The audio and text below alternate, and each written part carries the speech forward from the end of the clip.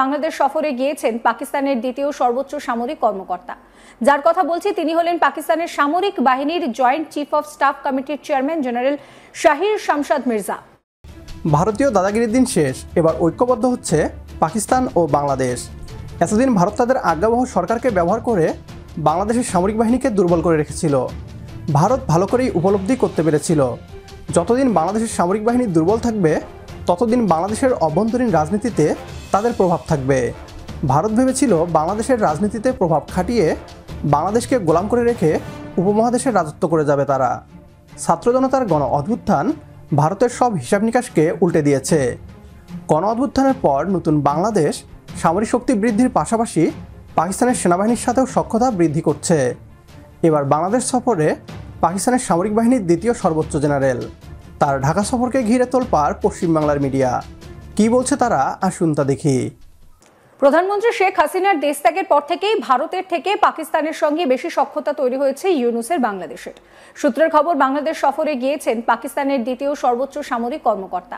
যার কথা বলছি তিনি হলেন পাকিস্তানের সামরিক বাহিনীর জয়েন্ট চিফ অফ স্টাফ কমিটির চেয়ারম্যান জেনারেল শাহির শামশাদ মির্জা। গত সপ্তাহে ভারতীয় গোয়েন্দা সংস্থার একটি প্রতিনিধি দল বাংলাদেশ সফর করে যাওয়ার পরই চলতি সপ্তাহে বাংলাদেশ সফরে এসেছেন পাকিস্তানি এই সেনা কর্মকর্তা। যদিও এই সফরটি যথাসম্ভব গোপনীয়তা বজায় রেখে করার কথা থাকলেও ইতিমধ্যেই ভারতীয় কর্তৃপক্ষ সফর সংক্রান্ত বিস্তারিত তথ্য পেয়েছে, এমনকি পেয়েছে ফ্লাইট ডিটেলসও। উল্লেখ্য, এর আগে গত 14 জানুয়ারি পাকিস্তানে সফররত বাংলাদেশ সেনাবাহিনীর principal staff officer lieutenant general SM. Kamrul হোসেনের সঙ্গে পাকিস্তানি এই সেনা কর্মকর্তার একটি গুরুত্বপূর্ণ বৈঠক অনুষ্ঠিত হয়েছিল, যেখানে দ্বিপাক্ষিক সামরিক সম্পর্ক উন্নয়নে উভয় পক্ষই জোর দিয়েছিলেন। সূত্রের খবর, পাক গুপ্তচর সংস্থা আইএসআই এর সাহায্য নিয়ে বাংলাদেশে ইসলামিক রেভলিউশনারি আর্মি তৈরি করছে ইউনূস সরকার। এই বাহিনীতে নিয়োগের জন্য দেশের 7টি ক্যাম্পে 8,850 জন যুবককে প্রশিক্ষণ দেওয়া হচ্ছে। সূত্রের খবর, পাক গুপ্তচর সংস্থা আইএসআই এই প্রশিক্ষণের দায়িত্বে রয়েছে।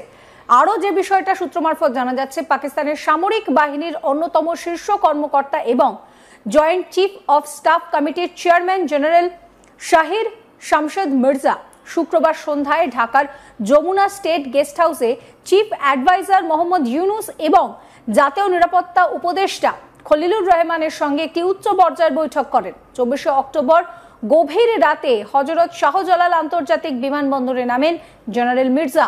বাংলাদেশের বর্তমান পরিস্থিতিতে জেনারেল মির্জার এই সফর অত্যন্ত তাৎপর্যপূর্ণ।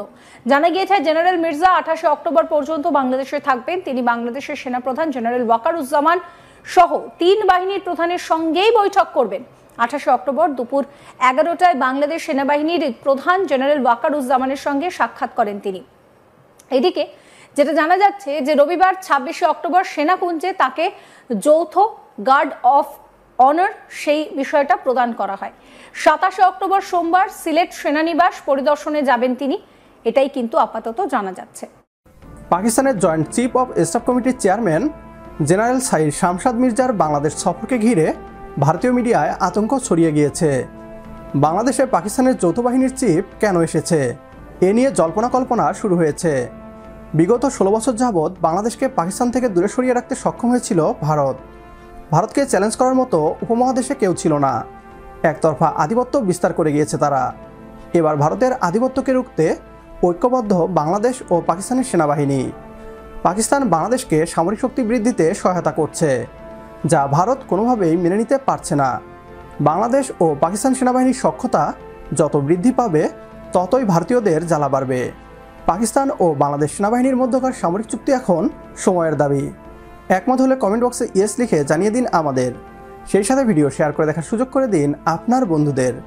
পরবর্তী ভিডিও দেখার আমন্ত্রণ জানিয়ে বিদায় নিচ্ছি আজ। আল্লাহ হাফেজ।